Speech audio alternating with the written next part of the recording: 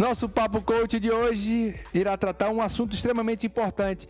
Quais os fatores e quem compõe o comitê de compra. Quando eu falo compra, também inclui aluguel, porque aluguel é uma compra. É uma compra de uma ideia, é uma compra de uma necessidade. Quem compõe o comitê de compra? Extremamente importante, porque ninguém toma uma decisão sozinha. E eu vou começar de baixo para cima. Vou falar sobre a mídia.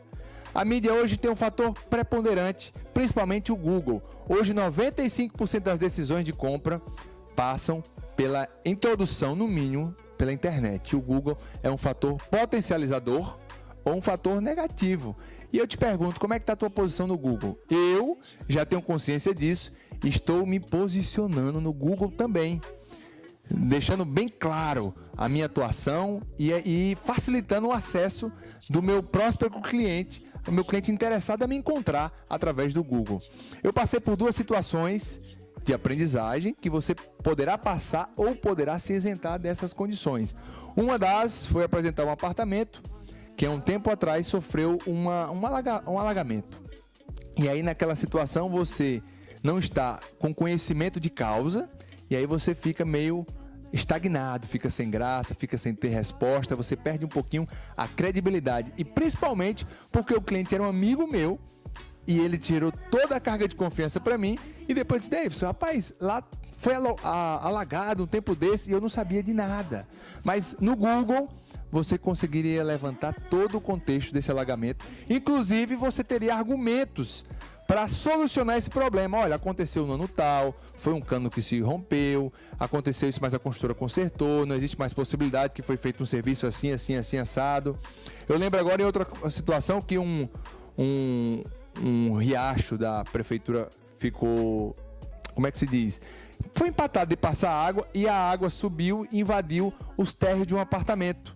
Então aí você poderia ter uma justificativa plausível, verdadeira, para matar aquela objeção do seu cliente. Então aconteceu comigo, serviu de aprendizagem e o sentimento que a gente fica é um sentimento muito baixo astral, porque fica em xeque a sua credibilidade, você fica meio perdido, você perde o domínio daquele atendimento. E o apartamento era até interessante na ocasião. Outra foi um imóvel que era vendido pelo leilão da Caixa e foi para aquela venda direta. Só que o prédio, há um tempo atrás, sofreu um assassinato em um apartamento. Então ele ficou bem famoso. E a cliente logo, atentamente, alertou: é o prédio que mataram uma pessoa há tanto tempos atrás? O Google traz toda essa herança e todo esse histórico, todo esse boletim de ocorrência de um imóvel. É só você pesquisar antes. Você não é obrigado a saber de tudo o que acontece, até porque você não é telejornal. Mas a mídia, principalmente o Google, ele tem grande influência. O que os telejornais estão falando daquele bairro, o que na rádio estão comentando, quais os empreendimentos que estão vendendo, quais os preços que estão anunciando nos jornais, os blogs, tudo isso é extremamente importante. E existem ferramentas que eu posso te passar no futuro para que você tenha isso de maneira peneirada, filtrada e tenha isso de mão beijada de maneira fácil para você olhar e saber de tudo que acontece, porque senão você vai investir muito tempo, toda hora, encher de problemáticas e vai deixar de levar as soluções aos seus clientes. Familiares, sem sombra de dúvidas, o tio, a avó, a prima, a mãe, o filho, todos influenciam, principalmente amigos do trabalho. E quando eu digo familiar, você tem que buscar clareza, porque às vezes uma pessoa quer comprar imóvel e diz: mas minha mãe disse que é muito longe. O que é longe? Longe de quê? Qual é a real dificuldade?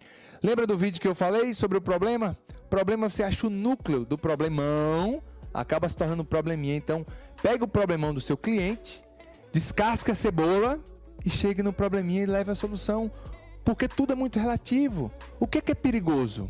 Se você tiver dados, olha, é perigoso. Onde é que não é perigoso hoje? Eu não posso dar garantia de segurança. Mas eu digo uma coisa, senhora, faz mais de um ano que não ocorre não tem uma ocorrência policial no bairro, né? Então, familiar traz muitas coisas, objeções negativas, que você precisa descascar a cebola e chegar no núcleo do problema e resolver esse problema. Trazer clareza para o cliente, colocar ele no lugar devido. Agora precisa de informação, precisa de conhecimento, comportamento e atitude.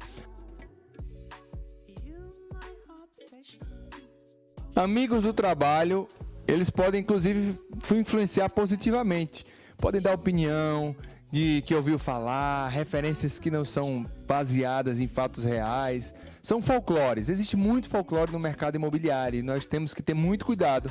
Folclore é algo que existe só na cabeça das pessoas, né?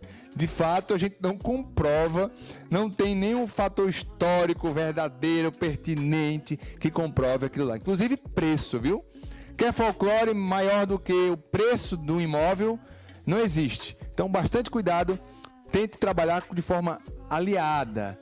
Conheça o amigo de trabalho, procure saber a realidade dele para que você mate essa objeção.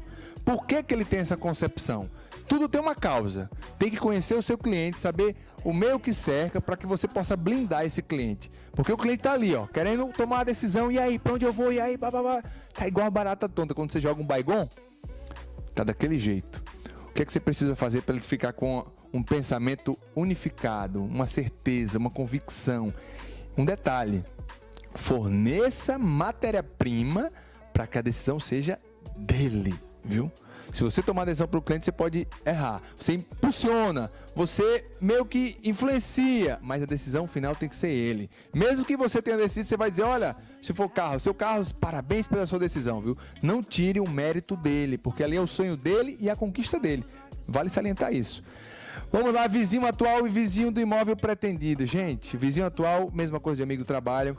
Agora eu posso tratar uma pauta muito atual para mim, que é o vizinho do imóvel pretendido. Certo dia, esse ano, há uns 30 dias atrás, aproximadamente, estava com um cliente às 3 horas da tarde, num sábado, ensolarado. Lá o local tem uma praça super agradável, onde passa crianças de bicicleta, vários fluxos de pessoas passando, lado da sombra, embaixo de uma árvore, um imóvel com valor bom, regularizado, já estava livre para ser comercializado, comissão de 5%, um imóvel grande. E um amigo estava comigo e nós estávamos agora contemplando, curtindo um pouquinho da rua, tendo percepção da rua. E vai que passa uma senhora e olhou para dentro do imóvel e disse: vixe, fulano, cadê fulano? Aí eu gentilmente fui dizer: olha, fulano não mora mais aqui. Pra quê? Aí ali ela se instalou, viu? Se instalou e não tinha quem segurasse mais. Vou encurtar um pouco a história. Meu filho, aqui na minha casa, só eu que não fui assaltada. Minha filha já foi assaltada 2 vezes. Ela contou cada coisa esdrúxula, cada coisa doida da cabeça dela, que eu naquela situação todinha e o coração partia. E resumindo, gente, acabou com a venda. Resumindo, morreu Maria Preá. Então, bastante cuidado. Use a sua estratégia para evitar a introdução, para evitar a liberdade de um cliente vir opinar de forma negativa. Não que ela estava falando mentiras, mas a maneira que ela falava dava um enfoque muito distorcido de tudo. E depois de meia hora que ela só falou coisa negativa, e ela morando lá há mais de 15 anos, para comer esse... Não, mas aqui é muito bom. Ah, você está querendo comprar? É? Vixe, você vai ficar com medo de morar aqui. Eu disse: não, senhor, não vai ficar com medo não. Ele já decidiu não comprar aqui. É realmente uma situação muito difícil. Então, cuidado. Se você precisar de uma referência do cliente, vá antes, referência do vizinho, vá antes conhecer o vizinho. Saber as suas crenças, saber o seu comportamento e suas atitudes. Porque senão você vai cair numa sinuca de bico, assim como eu caí. Mas eu trabalho para que não caia mais. Ninguém é 100%, gente. Embora a gente saiba, mas as coisas acontecem, foge um pouquinho do nosso controle. Então, tendo consciência, estando preparado, a gente vai tentar blindar esse fato ocorrer. E por último, temos outro também que eu não coloquei aqui, são o dog. Vou já falar sobre o dog. Mas são os porteiros, viu? Trabalhe com porteiro. Eu vou apresentar uma ferramenta para você trabalhar como porteiro, como um fomentador de negócios, e não como um adversário. Aconteceu comigo que o cliente chegou antecipadamente, o porteiro com muita esperteza e acolheu o cliente, tinha outros imóveis para vender. Quando eu cheguei, o cliente já estava ligado com o porteiro, apresentei o imóvel, já sentia uma atmosfera um pouco baixa, uma falta de reciprocidade, aquela coisa, você sente, né?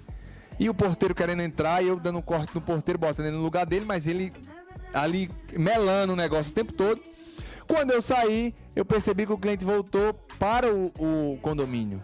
E eu filmei, disse: olha só, o porteiro aí tá me engolindo, né? Um amador tá passando a perna em um profissional. Mas aí eu cheguei à conclusão de que jamais você deve deixar o cliente chegar antes de você. A situação, para que você entenda, eu estava em um imóvel apresentando, surgiu a possibilidade de apresentar outro. E eu não estava com a chave em posse. Então tive que ir até a imobiliária e o cliente já sabia onde é que era, ele foi na frente. E aí que foi o meu pecado. Então, último, eu coloquei dog, nosso cachorrinho de estimação, aquela fofura que todo mundo é apaixonado, principalmente a nossa cliente, principalmente os nossos clientes que gostam de animais.